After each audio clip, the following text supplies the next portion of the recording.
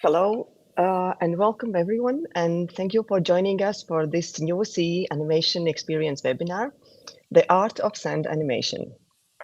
Today we are pleased to welcome Latvian filmmaker and animator Zane Oborenko, who will introduce us to the world of sand animation. My name is Sabine Andersone, and with my company Atom Art, we produce her latest film, Kafka In Love. It was a co-production with Czech studio Maurfilm. Zane masters sand animation at a very unique level. And also we went through the production together for almost 6 years. It still remained a mystery to me how some shots were animated and some effects achieved. And I hope Zane will today reveal some of her secrets in her presentation. If you have any questions during the session, please feel free to leave them in the chat, and we will come back to them later at the end of the presentation. And before we start, I would like to thank the financial partners, Creative Europe Media, the Czech Audiovisual Fund, the Ministry of Culture of the Czech Republic, and the Czech Audiovisual Producers Association. And now, Zane, the floor is yours. Hi, everyone, and thank you, Sabine, for the nice presentation. I have been working with sand animation for more or less 15 years, and my most recent film, Kafka In Love, is centered around human vulnerability, a quality I believe sand captures uniquely. But sand holds much more than just fragility, and that is what we will explore today. So this is today's overview, what we will go through. So we will explore why we like sand animation and look at animated film examples to learn from and to understand when it's a good idea to use sand as a technique. And then in the second part of the webinar, I will focus on Kafka In Love and on my process of thinking about Milena's character's development and how I made it happen. So this is a frame from Kafka In Love from the very beginning. And I want to show you, to illustrate that this technique that we will discuss today is a frame-by-frame sand animation technique. It is a cinematic and artistic process where independent images are carefully created using sand or sand-like unbound materials on a backlit glass surface, captured by an overhead camera and then modified to create the next frame, or eventually destroyed to begin a new scene. By keeping the artist's hands hidden from the final film, the sand itself appears to come to life. So, and this image is animation in the process. It's unfinished frame.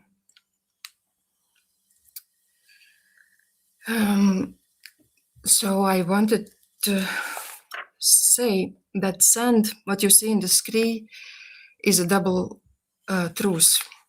You see a character, a face, an emotion, but underneath you also feel that this is just sand. It was shaped and it will unshape. It is real and not real at the same time. And I think this tension between the image and the material's confession of its own instability is unique to sand animation.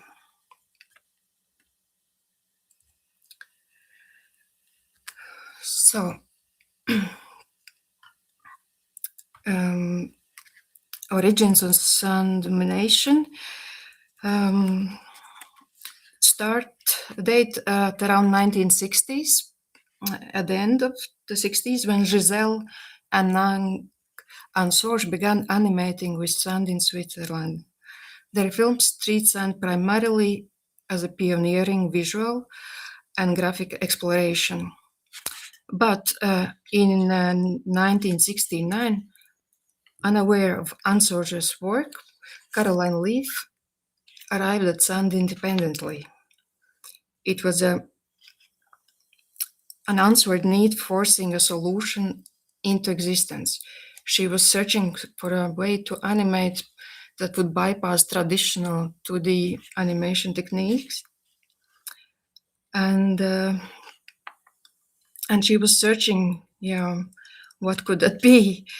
The need met what was physically within reach. The abundance of sand at the beach near her parents' house. With that material on a simple lightbox, sand animation came to be, not as a formal experiment, but as an emotional necessity and tool. Since then, sand has become the chosen medium for those drawn to its material's fluidity and the ability to shape, reshape, and transform an image through direct touch rather than drawing. But as we will see later, drawing in sand is also possible.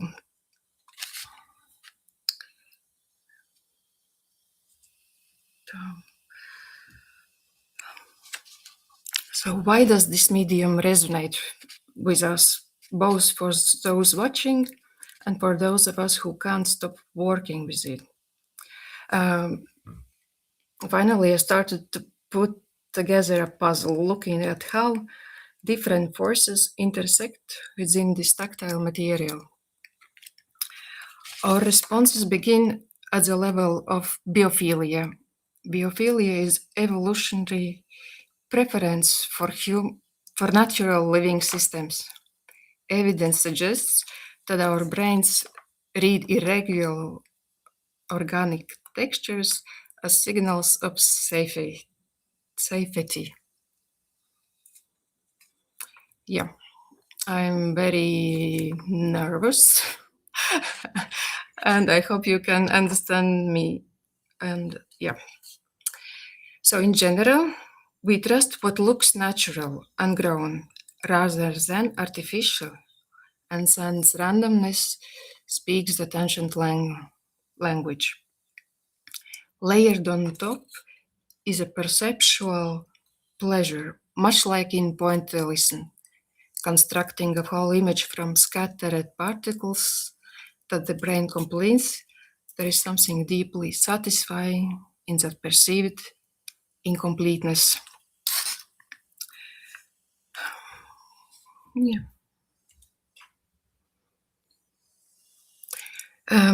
For the animators and directors who work with it, the pull is more somatic. Tactile animation with a loose granular medium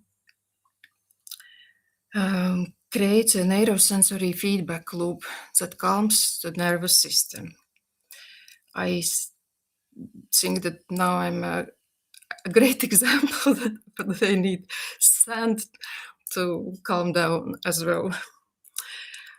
Yeah, and sand is a meditative repetition that mirrors the ancient Tibetan practices of creating sand mandalas that are destroyed upon completion. And unlike clay or puppets, which hold their shape between shots, each sand image must be continuously modified for the next one to exist.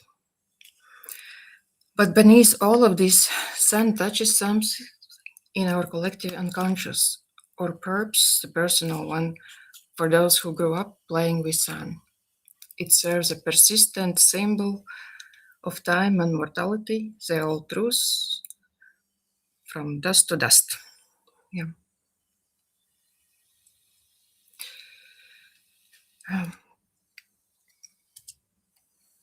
Our memories, familiar landscapes, emotionally charged moments live and reshape the way sand does, never quite holding still. Sand doesn't only illustrate these shifting states of mind, it takes them in and reworks them during interior life into a visible and while never letting you forget the physical material doing the work. This brings us to the core illusion of all animation. Drawings pretending to be alive, puppets pretending to breathe. While more commercial techniques don't emphasize their materiality, sand's grain is always visible. Because we already know sand is something inherently shifting, a double meaning is always present, even if often just subconsciously. We see the image the sand pretends to be, yet we never lose sight of the physical grain itself. The audience holds both truths without needing to articulate them.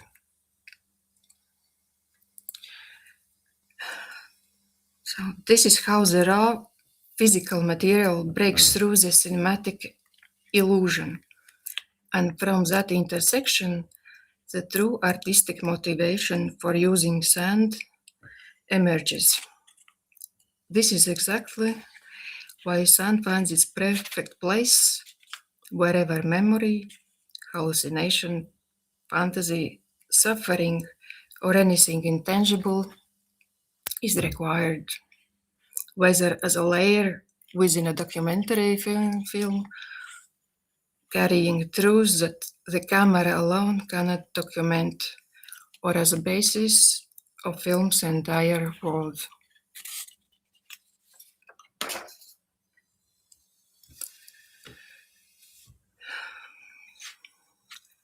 So what will follow now will be a short analysis focused purely on the sand as a material, how it behaves in each individual film that I will show you, what role it plays in the storytelling and what it adds to the meaning and what opens up for the viewer's interpretation.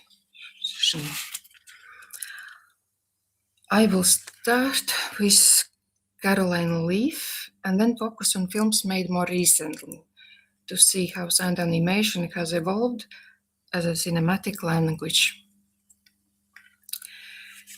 In Caroline Leaf's film, sand facilitated something new, morphing not as an aesthetic choice, but as a solution to a problem that allowed simulated camera movement and maintained uninterrupted flow of the narrative.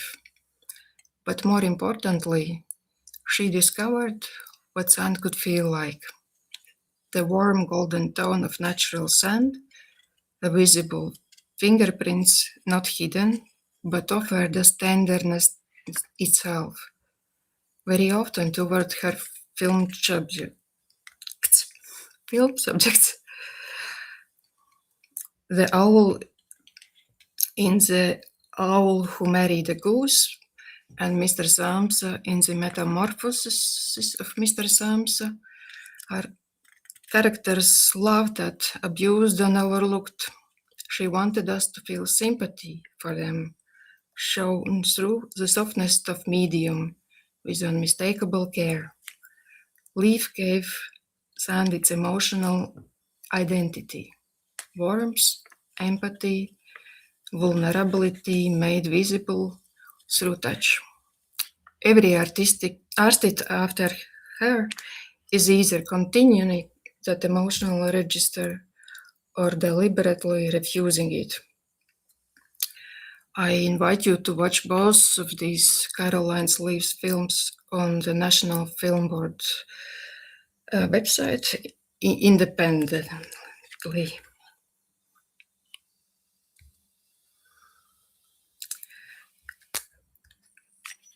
So let's look at this quite recent film by Naomi by Niekerk, Box Cutters.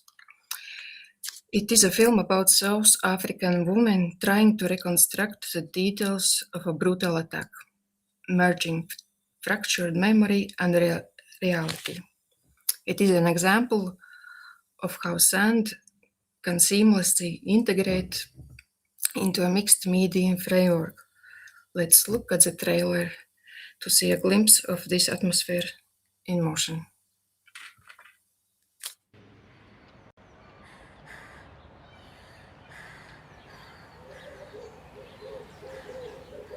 Ik kan niet precies onthouden wat daar alles gebeurt nu.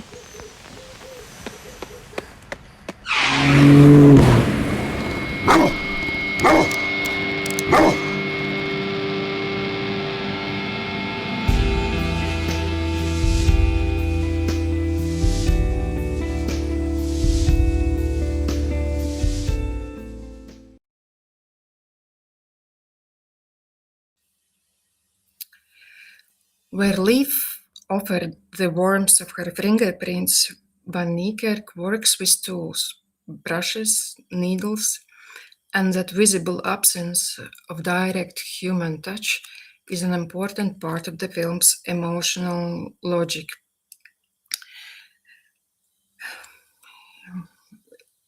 You can feel it in the contrasts. Nature scenes and landscapes carry greater softness and detail.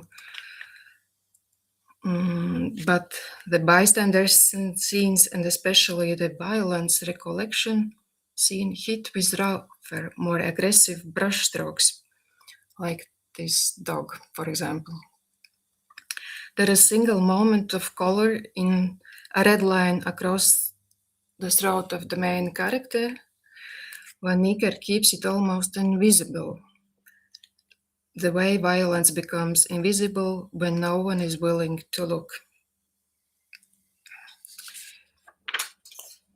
Advances in digital compositing over the past few decades allow historically experimental filmmaking media to coexist in a single work. In this image, you can see this juxtaposition of sun and scratch on film. Van Niekerk uses sandpaper and etching needles on 35 millimeter film, inverted to a dark lines and noise that shares similar granular and even qualities. The scratch carries something viscerally unpleasant here. Together, the sand and the scratched elements amplify each other. Neither material holds a clean line, which mirrors the fractured, unstable nature of traumatic experience and recollection.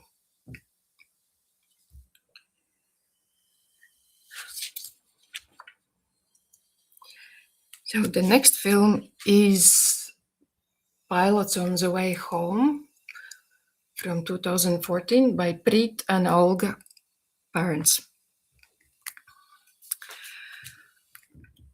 For anyone familiar with Priit and Olga Pärn's work at Estonian film, you know their history is heavily rooted in traditional 2D animation. So when you look at Pilots on their Way Home, the immediate question is, why sand animation? Let's watch the trailer first.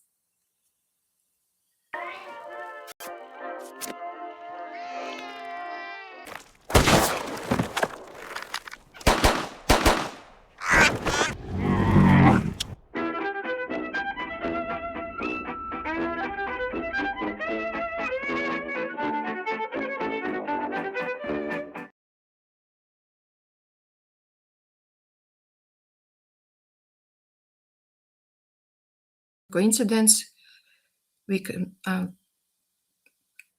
knowing the previous works where nothing is a whim or a pure coincidence, we can be sure that choice of sand as a technique wasn't random, and surely it was entirely integrated into the narrative.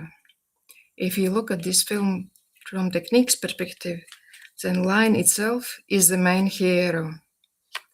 It dominates the work, but it changes its nature depending on the scene's needs.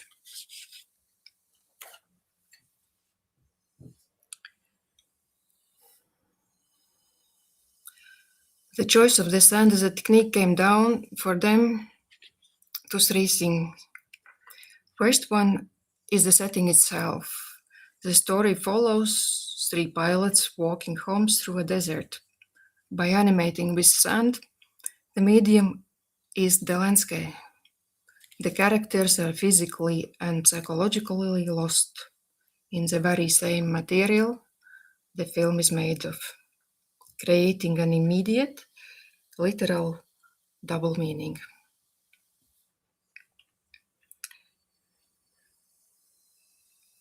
Film's main characters are physically and psychologically lost in the very same material the film is made of.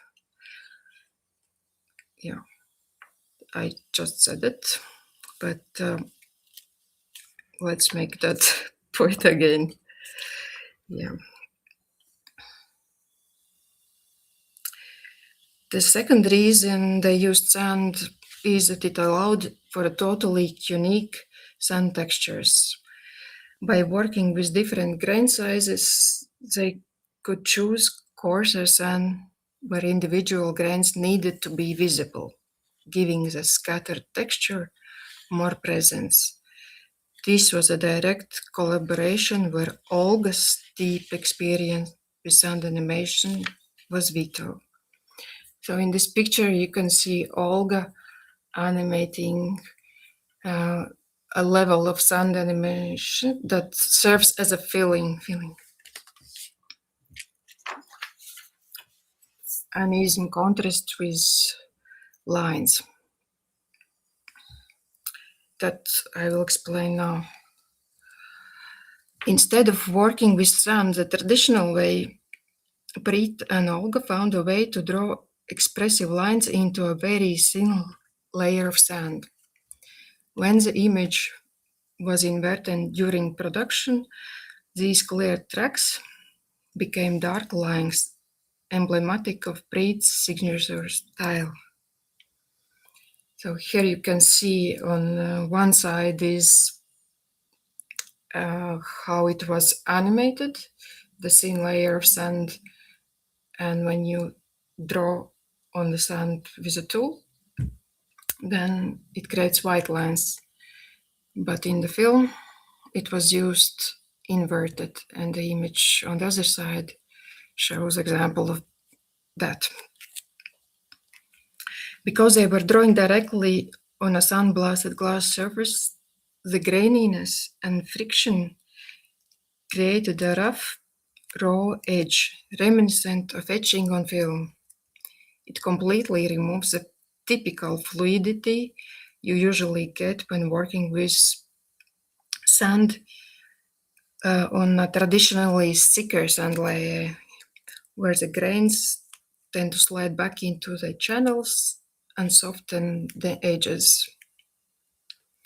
Because Priit was drawing with an etching needle directly on a sandblasted glass surface, the graininess and friction created a rough, raw edge, reminiscent of etching on film we previously saw in box cutter's example. Yeah.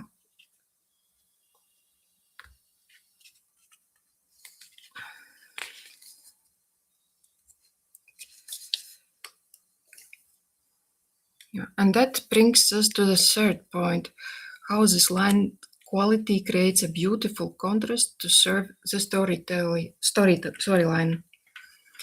The film constantly shifts between the harsh reality of the exhausting desert walk and the pilot's surreal, erotic hallucination. Priit's scratched rough sand lines create hard, sharp boundaries for the harsh outside reality. Meanwhile, Olga's poured sand, with its soft edges, fills in the insides of the pilots' bodies and gives additional texture. But when the film transitions into the Kama Sutra and Shunga-inspired erotic scene, the line style changes completely. Instead of the sharp scratching tools, Olga used a tiny soft tip brush to create wavy, rounded lines. And it was Olga who drew and animated these erotic scenes to give a sense of distinctly diverse handwriting of the line and greater sense of pleasure with no friction. This creates a brilliant visual contrast, the rough high friction line of the physical struggle against the soft, smooth lines of the pilot's visions. It allowed them to seamlessly dissolve a linear desert into the mirages and desires of the characters' minds.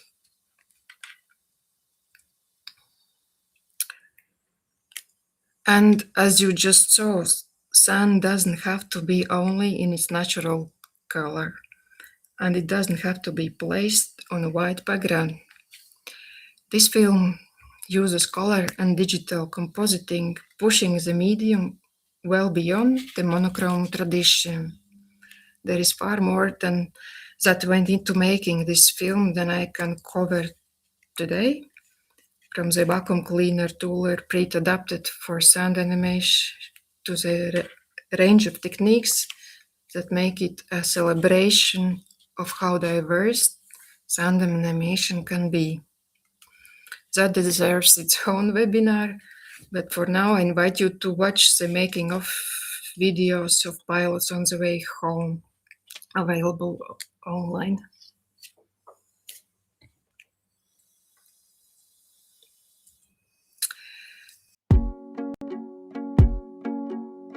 Yeah, we can play it.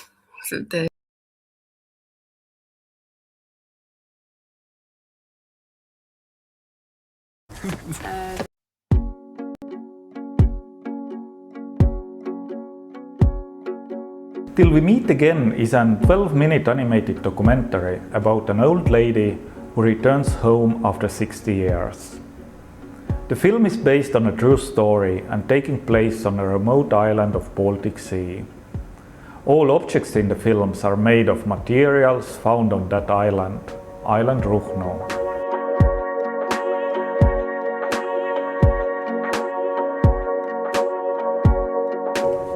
The set design of this film was made of found objects from the nature.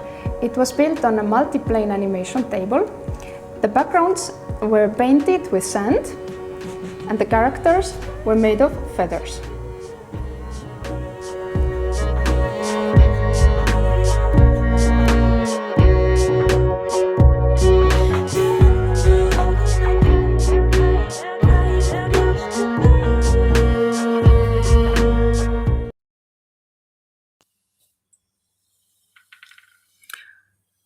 Like the desert in Pilots on the Way Home, sand in this film represents the land itself. But in addition here, it is actual documentary material, physically collected from Rune Island beaches, along with real driftwood, rusted metal, and fallen feathers. Because these objects are real, they naturally carry a deep sense of nostalgia, a quiet weight of times and places lost and found again. Bulgarian film critic Mariana Hristova, analyzing Pikkov's past work, describes the energy of real objects as holding a collective electricity. They generate an authentic aura, but it's the animator's manual skill that activates the charge. Through tactile physical work, Pikkov takes an invisible nature of fading memory and makes it solid also in this film, a tangible interpretation of personal and collective history. I really like this quote by Mariana Hristova of recollective electricity that is activated through the animator, and I think it applies beautifully to sound animation as well. And yeah, this is one of the reasons why we really like to work with it.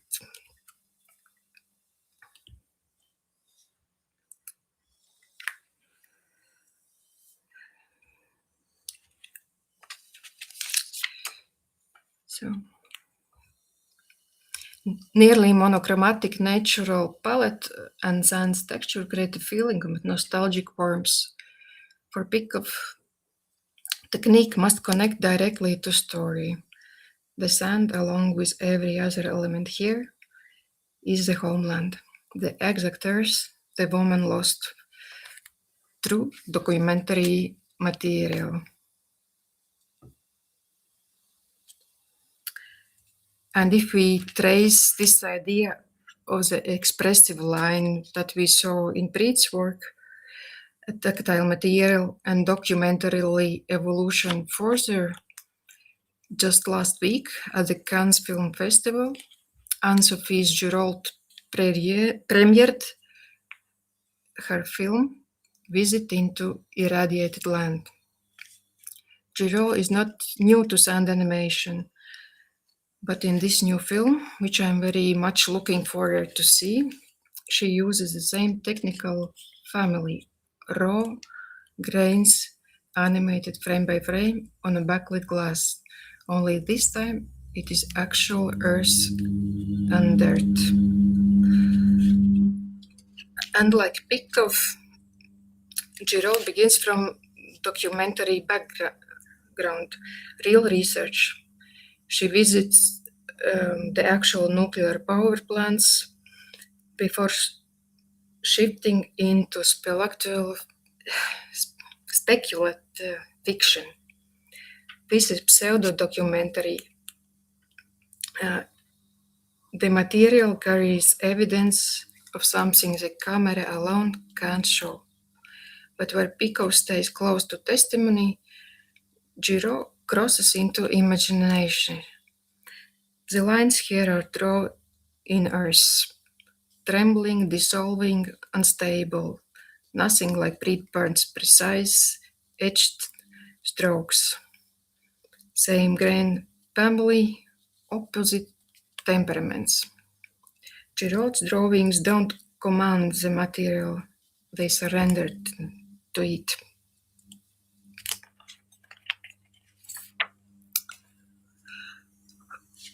In this film, soil becomes a literal element most affected by nuclear disasters.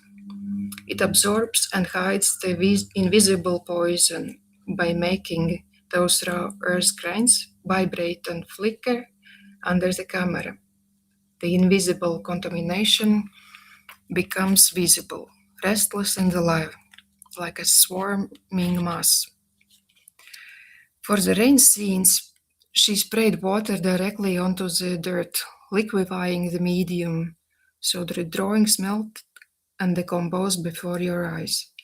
Something that feels genuinely new and experimental and never seen before. So Girault uses dirt to portray radiation damage directly on the image itself, echoing what we see in historical archival recordings of Chernobyl, where radiation physically flickers and degrades the film stock. The fundamental principle is identical: tactile, raw grains telling a story frame by frame, but the choice of the material alone shifts the meaning. Sand carried nostalgia, earth carries contamination. The invisible made restless and alive. So let's watch the trailer.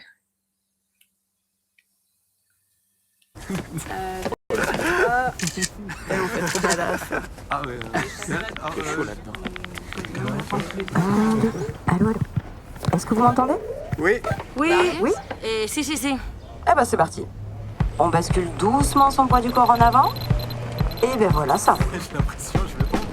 Super. Faut garder droit devant. Ça m'a surtout l'air d'avoir... Ladies and gentlemen, je vous prie de bien vous accrocher à vos gyros avec souplesse et fermeté.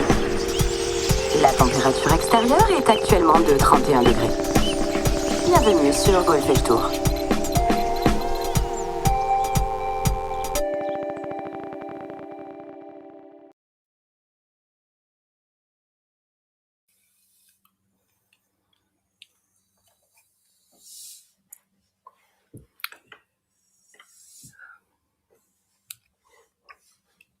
So sound isn't just a technique anymore.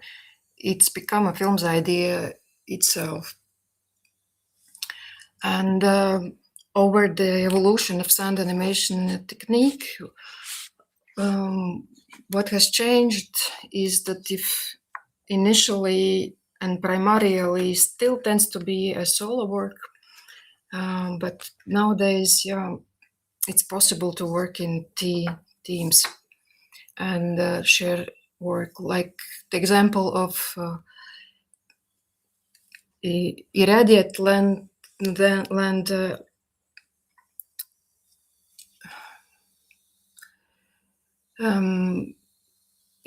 film credits, you can see that it was a team of 6 or 8 animators working on it, and so it's really possible, depending on the style and actual technique you use for your specific film. And finally, let's go to my work, Kafka In Love, and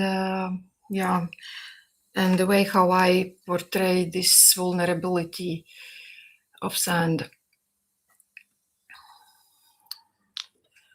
So source materials of the film was Kafka's letters to Milena Jesenska, and specifically that moment before feeling his name, when something is already happening inside you. And also in my film, the medium is the message. Sand particles shift, move, and reform under hands, tools, even breaths, exactly as emotions do, under inner and outer pressure. Technique and subject stop being separate things. So let's watch the making of my film.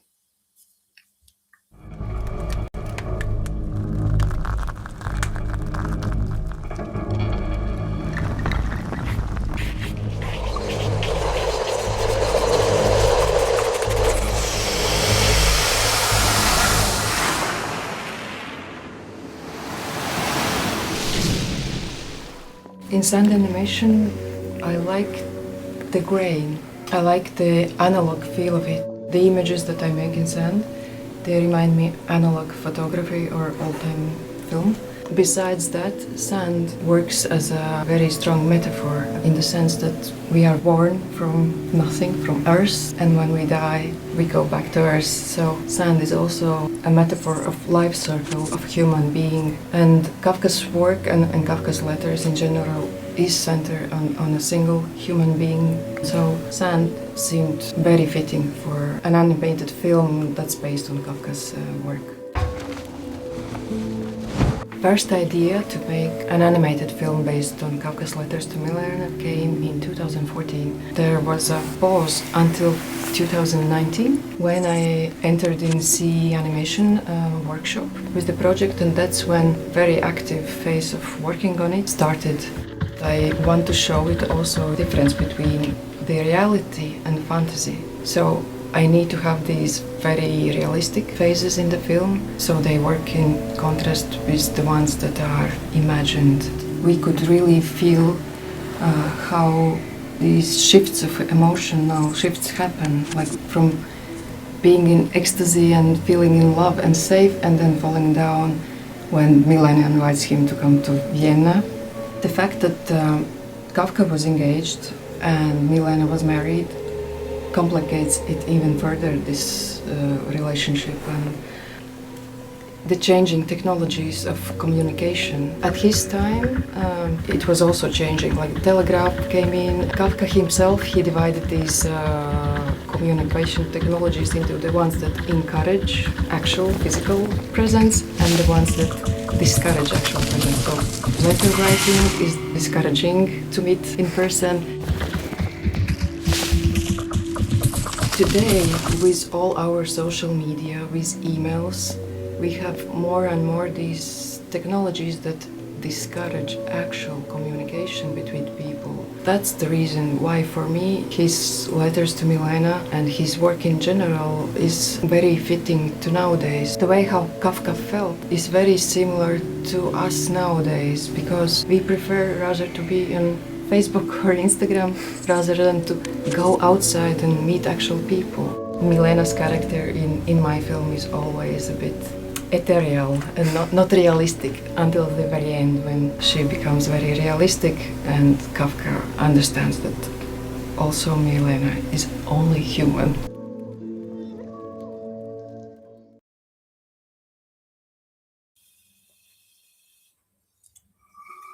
Wait, sorry?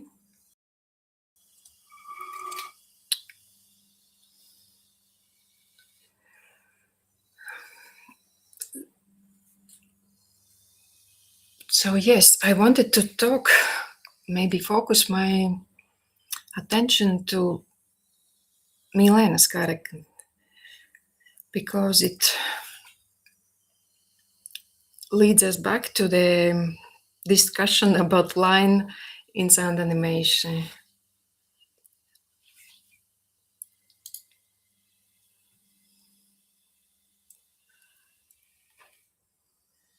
So here you can see how Kafka,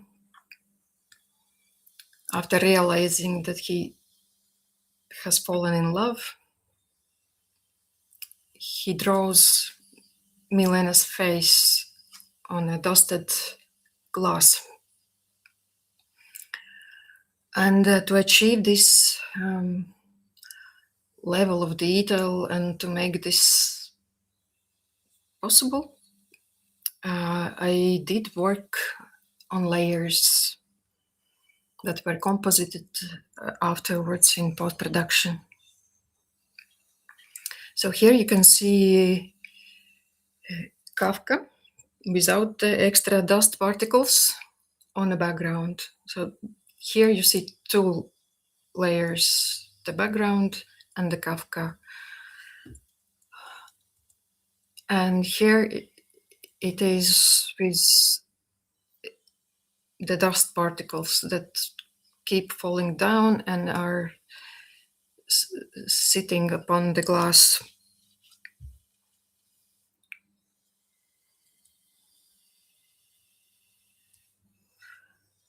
Yeah. And so the idea is that Milena starts from still line, and then gradually she changes. The line becomes alive, and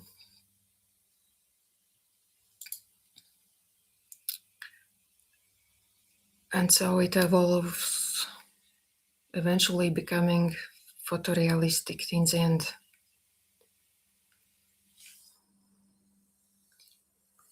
So in this image, you could see that Milena was animated on a separated layer on a positive end. So the white that you see is not sand, but is light coming through the glass. And this is a very soft line, and it starts to vibrate and to become alive.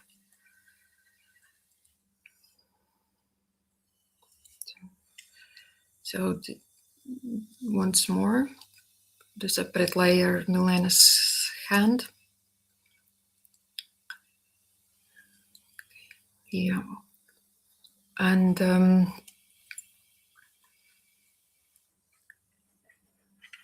as Sabine taught, eventually I understood that this level of detail and this many levels of animation were taking very long time for me. Also, I did collaborate with animator in Latvia, Lieva Pitera.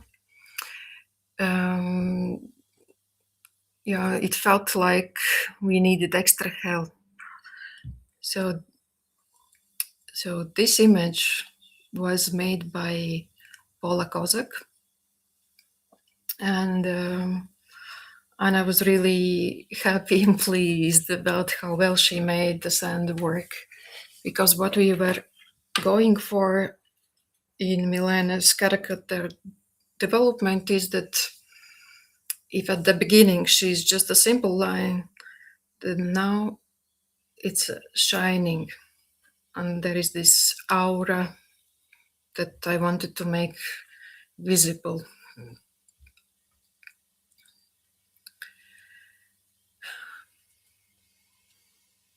So, but returning, I wanted to return also to the fact, that this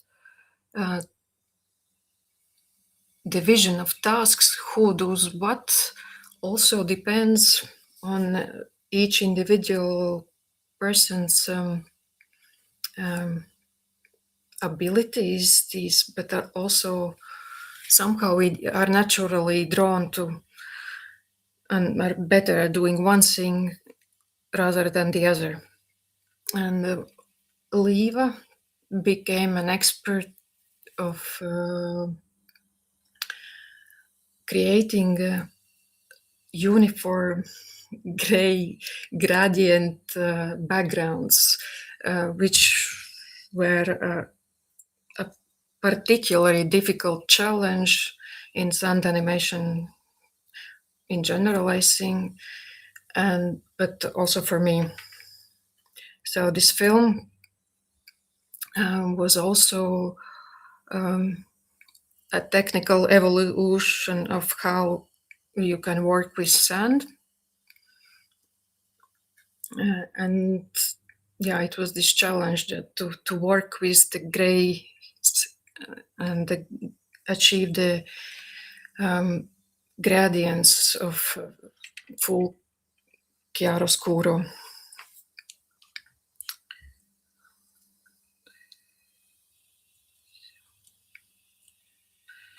So, and yeah, you saw, if you remember the making of video, Milena, she becomes a flame. So it was also animated on different layers. Kafka was separately, Milena separately, background was separately, and yeah, and let's watch now how she becomes photorealistic.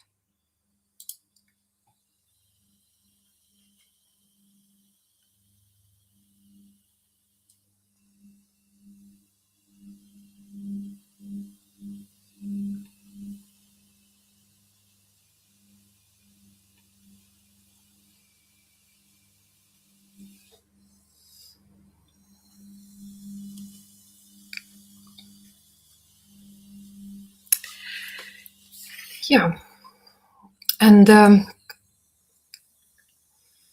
this was the work with portraits, the realistic ones, was a particular challenge.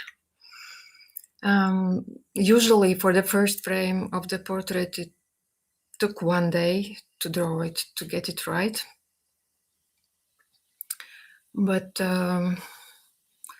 different issues arose, and also some philosophical kind of ideas and understanding of and thinking of what does it mean to like someone. Like we in general are not so familiar with how Milena Jesenska looked historically. At least maybe in Czech Republic is different, but here in Latvia and also I think people don't really know how Milena Jesenska looked like.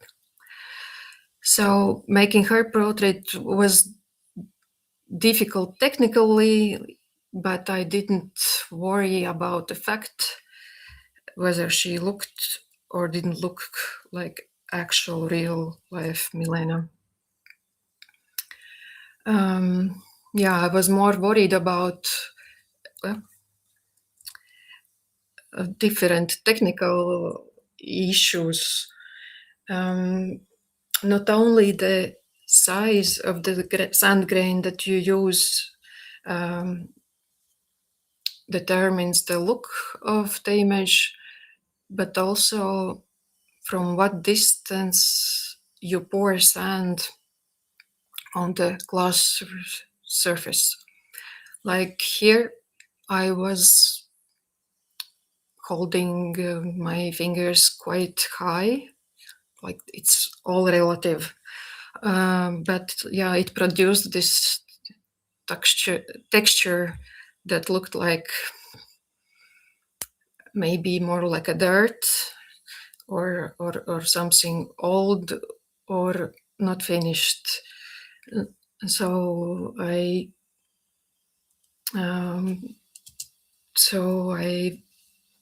try to find a way how to look her face, look more smooth, as you can see here. Yeah. So to do that, I use different kind of stamps, stamping forms that you usually can buy in the stores like Depot, or like you use it for home decoration or kids' creative works, that you put something in this form in shape of strawberry or an apple in paint, and then you make a stamp on the wall or wherever. But I repurposed these tools because they allowed me to calm down the sand particles and to make it look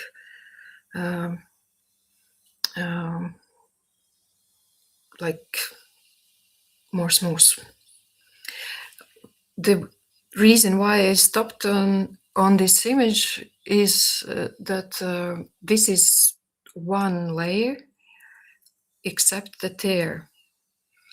Tear was animated by Liiva Piteran, and she animated it twice. First was the positive of the tear, and second layer was the negative. So we juxtapose these two layers to achieve this effect of real tear. The reason we did it like that is because it's easy to compose these different layers of sand by using blending modes. Like here on one layer I used lighten or screen, which was the light parts of the tear, and the other layer we used multiply.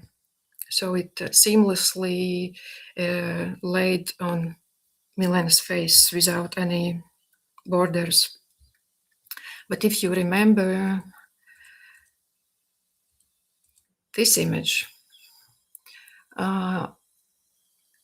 Kafka was animated in one layer, and as you see, it contains whites and darks. So it was impossible to use these multiply or screen blending modes, because those would affect how the background looks as well. And it was a real struggle to find the way to make it blend nicely without having and seeing the white border around Kafka's body. So that's why the tear or every other layer that we animated was thought to be possible to compose in by using these screen modes or multiply modes.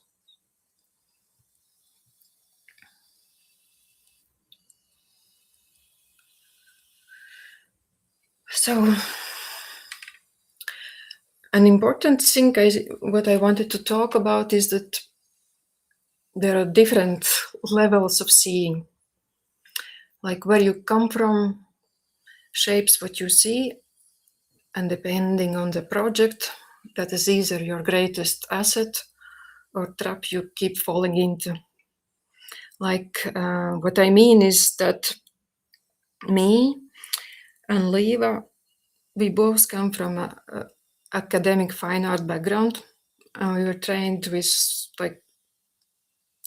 take great care for what we see, and the still frame in our minds is kind of at least in my mind, it was extremely important. But in animation, as Norman McLaren said, animation is what happens between frames. And what happened with me and Olga was that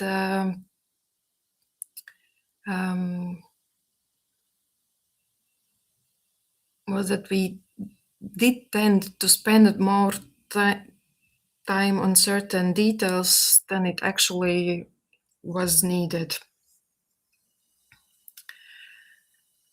So yes, I think from my experience, you have to have this academic drawing skills very strong to work with, and at this level of detail.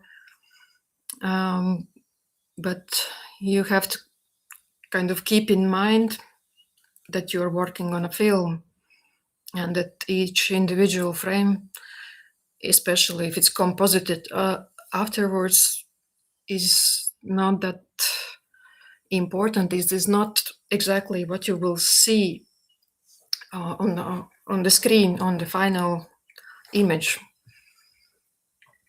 So one thing that I did ask from the animators when we started to collaborate is to send me each day their progress, so I could catch on some of these things that they were obsessing about, because it felt for them as not correct or right.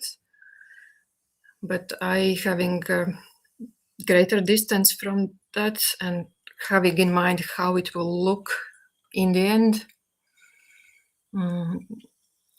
could give them this feedback that it's fine as is, and don't worry, and let's just continue.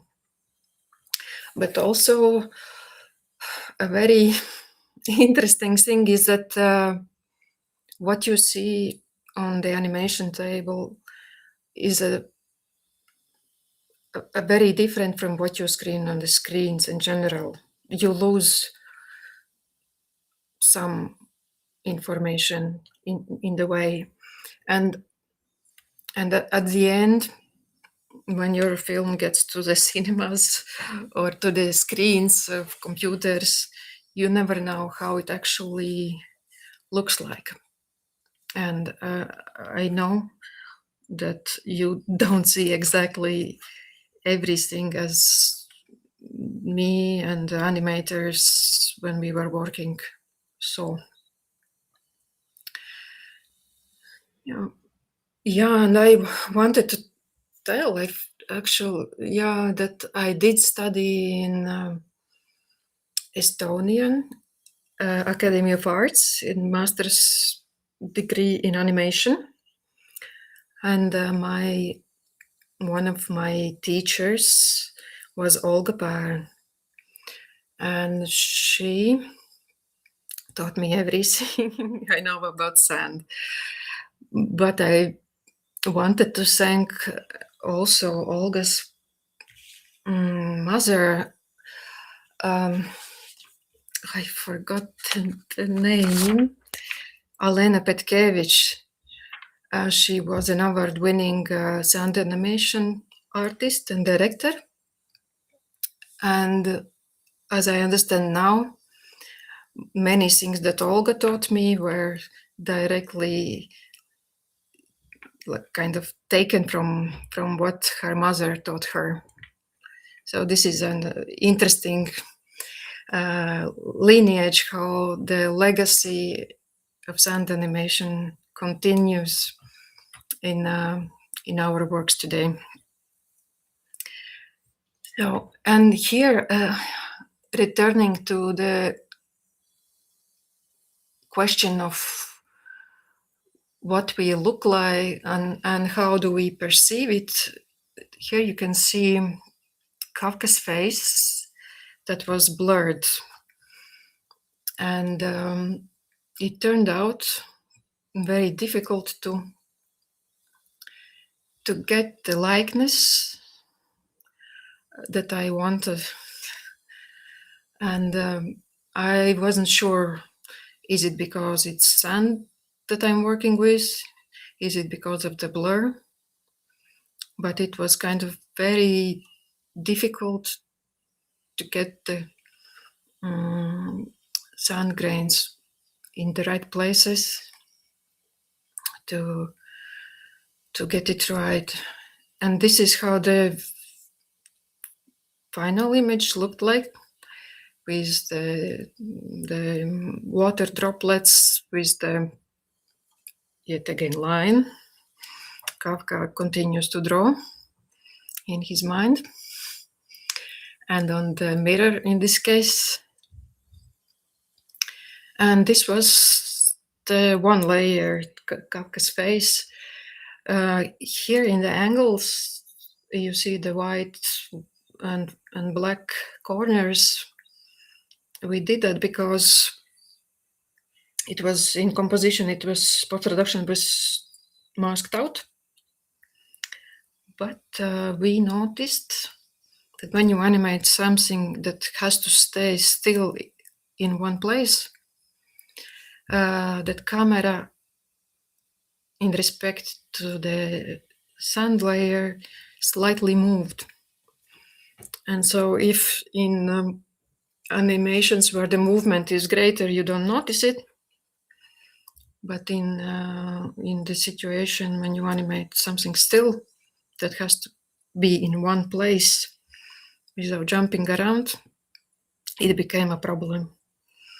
So there were scenes that we needed to stabilize before compositing them. And so these are my favorite tools. And these are maybe someone recognized a classic Coca-Cola bottle design.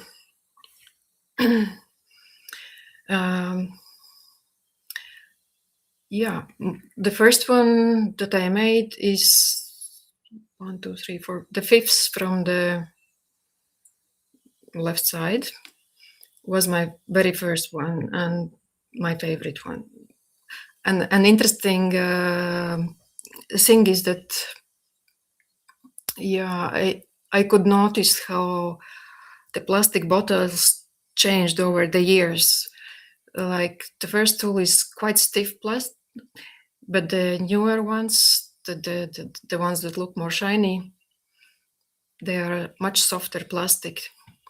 And And it took a great deal of calibration between my hand, in which I was holding the tool, and my brain to get it right. Yeah. So yeah, it looks like we are running out of time. But yeah, maybe Sabine, if there are some questions that somebody wants to ask, we can maybe pass on to them. But these are the stamping tools I talked about. I do cut the plastic tools and the stamping tools in the shape that I need to work with. And here, this is the handheld vacuum cleaner adapted for sand animation that was invented by Priit Pärn. Please, if you are interested to see and understand how to make it, there is a making of video of pilots on the way home on Vimeo on YouTube, and there you can see how Priit and Olga worked with their sand film. So one more interesting and important tool are these foam rollers. And what I look for is a very fine grained foam, because there are different kind of foams, the ones that have more air pockets in them.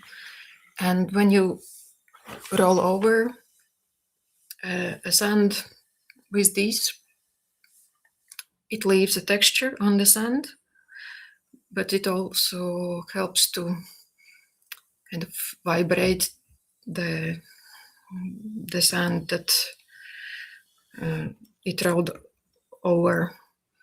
And important thing is to know that sand often gets inside the mechanism of the roller, and it has happened quite many times that when I want to pass over an image with this roller, it drags the sand along and destroys the image. So before rolling it, I always check whether it feels or doesn't feel stuck. Yeah, and this is very technical information, but specifically for Kafka In Love, I worked with these sizes of sand grains. And yeah, in general, I think if somebody is really willing to know more and about what and how, you can contact me or us through Latvian Animation Association email, and then we can provide more detailed information on how to make the table and what kind of sand choose, where to find it. In our case, we did find it through geology department, but it's important, to wash sand that you found in nature and make sure it has no radioactive traces, because some pigments or some elements contain natural radioactivity. So you should keep that in mind and be aware that what you use might affect you.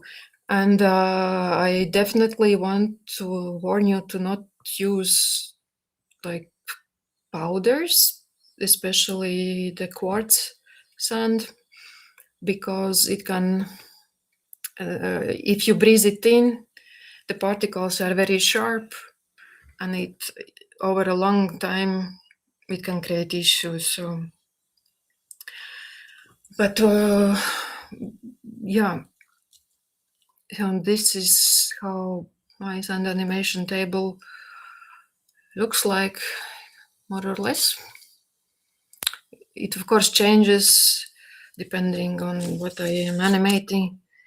I love to use gloves because, yeah, it helps in many different ways. I don't like feeling when the sand sticks to the fingers and goes everywhere.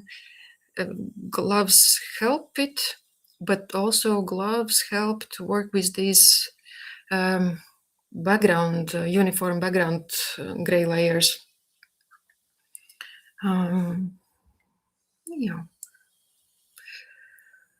Yeah, and an important thing is that mostly, like in puppet animation or sand animation, we have to work in a dark and drew, but not always you have one. So a great solution that also prevents you from losing your mind a bit slower is you can create a system of curtains around the table you work with. You don't have to darken all of the room. So you still keep some connection with what's happening outside. Yeah. And in the end, we would want to show what happens when a nice cat comes to visit. I was animating in the layers, and in the morning when I woke up, I discovered that somebody had helped me, and it was a cat with his tail sitting there. So yeah, I think on this note we can end, and if there are some specific questions, I can try to answer. Thank you, Zane, for this really amazing and insightful journey through the history and of sand animation, and also showing this diverse use of this medium. And while we are waiting, maybe some questions in the chat. I wanted to ask you, after these 15 years of working with sand, and how do you feel about it? Do you still feel that it is your material, or would you be curious, I don't know, and interested to explore maybe some other techniques or mixed techniques in the future? I think that animation in this level of detail, where are these photorealistic faces, that I'm kind of maybe done with it. It's a challenge that I have cracked for myself, and so it's not that interesting. It's not that I don't want to do it ever, but in terms of personal projects, based on my needs, it's not that interesting. But yeah, I think over these past 6 years working with monochrome and black and white, I think I want to explore mixed media and some color. And this is one example of the endpoint. I made illustration for a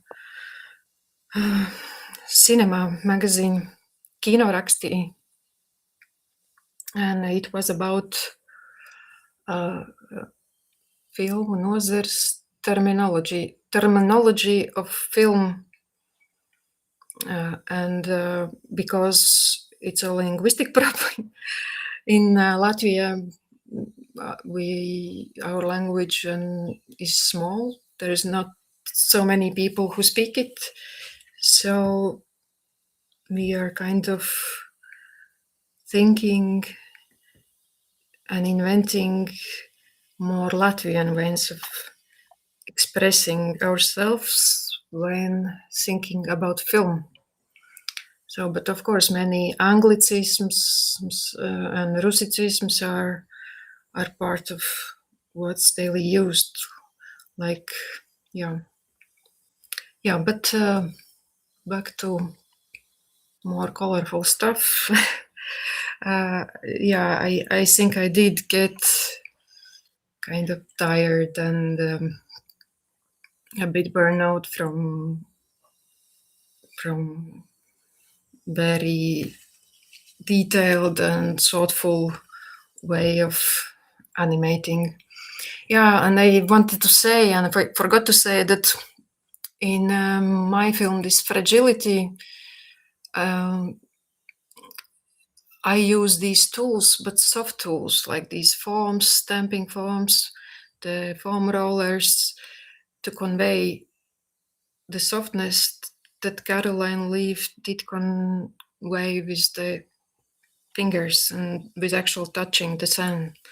So it's really very interesting how the tools you use also influence the feeling and the perception of what you see as a final result. Yeah, it was really interesting to see that you let us behind the curtains and showed your personal handmade collection of the tools. Maybe I'm wondering, maybe you would like to maybe comment more on this collaboration with the animators in Latvia and in Czechia, and how, for example, also this the use of tools was it the same in the both countries, or also the animators came up with their new some ideas and ways how to animate the film? Yeah, initially I did send them these images of tools that I showed you. They recreated the vacuum cleaner because it's extremely helpful, especially when you animate something like here in the eye.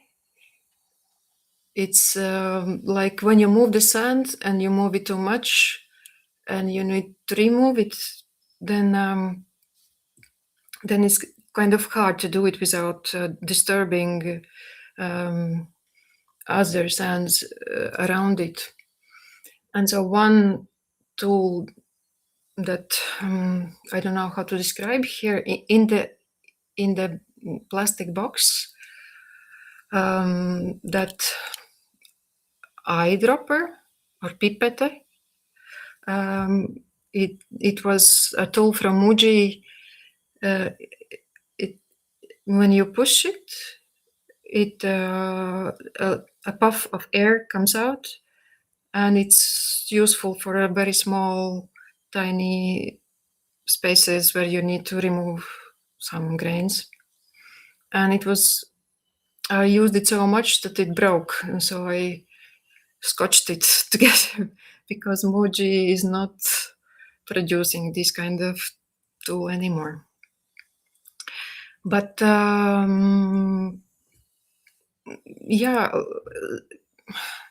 sand animation is very tactile, and it requires your body to do things.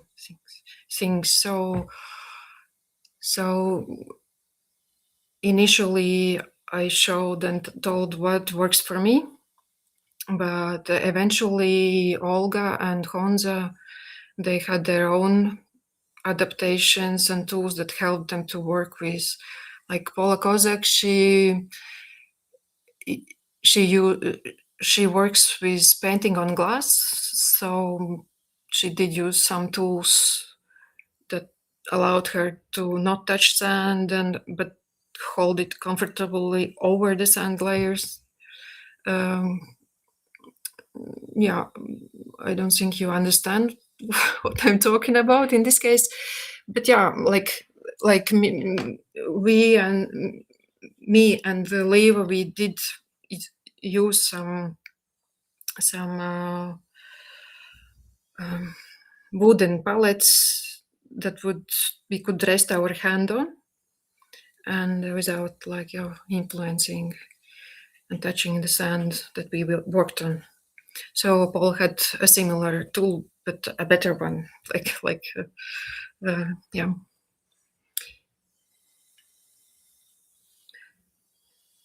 So yeah, shortly like that. Yeah, I constantly, depending on what I need to animate, I look for the shapes that are already present somewhere, or as you saw, I do love to cut Coca-Cola bottles. Yeah, because this top part is flat, so it's very, and it's at the perfect angle, so it's very handy as an animation tool.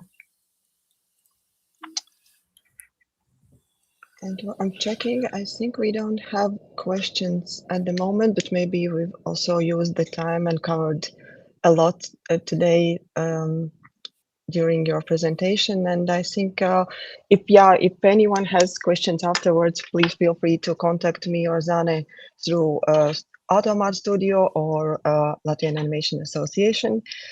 And yeah, thank you for watching our keynote, and we hope you will join us at the next CEE Animation Experience soon. Thank you, and Bye. bye. Thank you. Yeah.